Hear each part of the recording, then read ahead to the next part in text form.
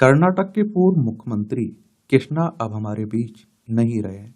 इन्होंने बेंगलोर को IT hub बनाया और मनमोहन ने कहा था कि 2004 में वह मेरी जगह प्रधानमंत्री बन सकते थे। और इन्हें आप लोग अपनी स्क्रीन पर भी देख रहे होंगे। तो आज हम लोग इनके बारे में एक सामान्य जानकारी देख लेते हैं, इनके बारे में जान लेते हैं। ऊपर वाले से दुआ करिए कि इनकी आत्मा को शांति मिले और इस दुख की घड़ी में इनके परिवार को सहन शक्ति दे। देखिए, हमारा प्यारा भारत है, इसमें आप देखिए कर्नाटक है, बेंगलोर इसकी राजधानी देखने को मिलेगी और 1 नवंबर 1956 में इसे राज्य बनाया गया था। इसकी सीमा आप देखिए गोवा, महाराष्ट्र, तेलंगाना, आंध्र प्रदेश, तमिलनाडु, केरल से लगती है। विधानसभा में आप देखिए 224 सीटें हैं, विधान परिषद है जिसमें 75 सीटें हैं, राज्यसभा में 12 सीटें हैं, लोकसभा में 28 सीटें हैं। 1,91,791 वर्ग किलोमीटर में फैला हुआ है आपका कर्नाटक। तो एस एम कृष्णा का जन्म 1 मई 1932 को कर्नाटक के मांड्या जिले के सोमनहल्ली में हुआ था। उनका पूरा नाम सोमनाहल्ली मलैया कृष्णा है और एस एम कृष्णा के पिता का नाम एस सी मलैया। कृष्णा ने अपनी स्नातक की पढ़ाई मैसूर के महाराजा कॉलेज से की थी।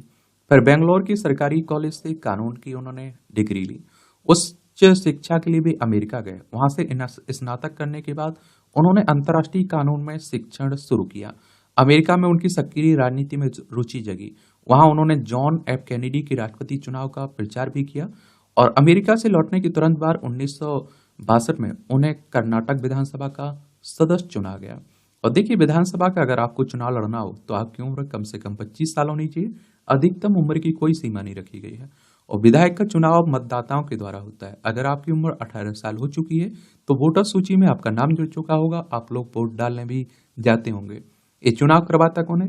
इलेक्शन कमीशन ऑफ इंडिया, भारतीय निर्वाचन आयोग, एक संवैधानिक संस्था है। संविधान के अनुच्छेद 324 के तहत चुनाव आयोग की स्थापना की बात की गई है।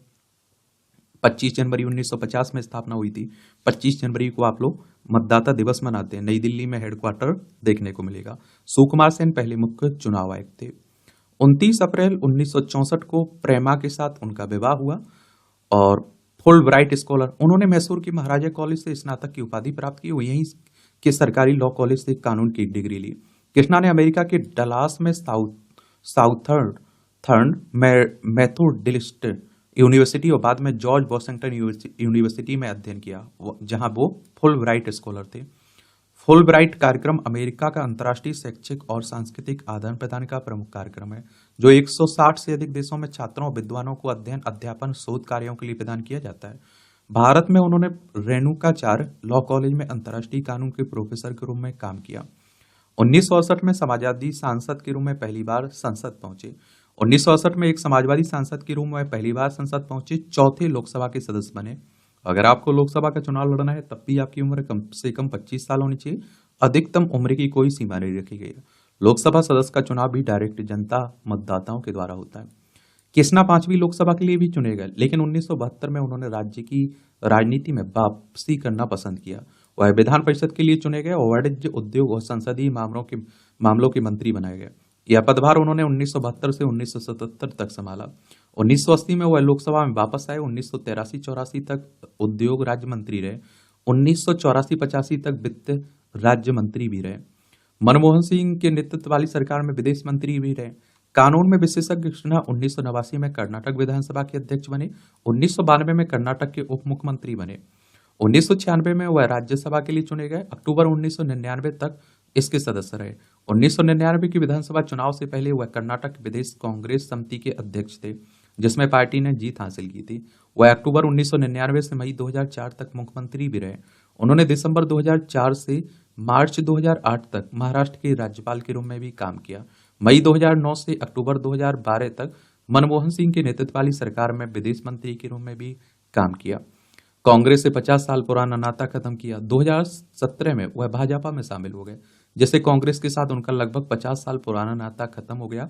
उन्होंने 7 जनवरी 2023 को राजनीति से संन्यास लेने की घोषणा की थी। और देखिए, कांग्रेस की बात करें तो एक पुराना राजनीतिक दल है। 28 दिसंबर 1885 में इसकी स्थापना हुई थी। बीजेपी की स्थापना 1980 में हुई थी। अमेरिकी राष्ट्रपति कैनेडी ने की थी इनकी कृष्णा की तारीफ। पद्म विभूषण एस एम कृष्णा ने आधी सदी तक चले अपने राजनीतिक करियर में राज्यपाल, विदेश मंत्री, उप मुख्यमंत्री सहित केंद्र और राज्य स्तर पर कई शीर्ष पदों पर काम किया। लेकिन घरेलू राजनीति में गहराई से उतरने से पहले उन्होंने एक कानून के छात्र के रूप में अमेरिकी चुनाव में महत्वपूर्ण भूमिका निभाई थी। और उनकी सराहना किसी और ने नहीं बल्कि अमेरिकी राष्ट्रपति जॉन एफ कैनेडी ने की थी। 1960 में डेमोक्रेटिक नेता कैनेडी राष्ट्रपति पद के लिए चुनाव लड़ रहे थे। उस समय अमेरिका में 28 वर्षीय लॉ के छात्र एस एम कृष्णा ने जॉन एफ कैनेडी को पत्र लिखकर भारतीय अमेरिकियों के वर्चस्व वाले क्षेत्रों में उनके लिए प्रचार करने की पेशकश की। अगले साल ही कैनेडी राष्ट्रपति चुने गए। वह युवा भारतीय छात्र के योगदान को नहीं भूले। 19 जनवरी 1961 को लिखे एक पत्र में कैनेडी ने कृष्णा को एक पत्र लिखा। उन्होंने कहा, मुझे उम्मीद है कि ये कुछ पंक्तियां अभियान के दौरान आपके प्रयासों के लिए मेरी हार्दिक सराहना को व्यक्त करेंगी।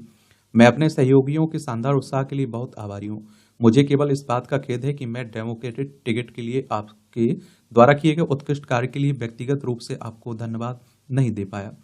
कैनेडी ने लिखा कि आपके अथक प्रयासों और निष्ठा के बिना 8 नवंबर को विजयी प्राप्त करना संभव नहीं होता। तो ये कहानी है किसकी? एस एम कृष्णा की, जो हमारे बीच नहीं रहे हैं।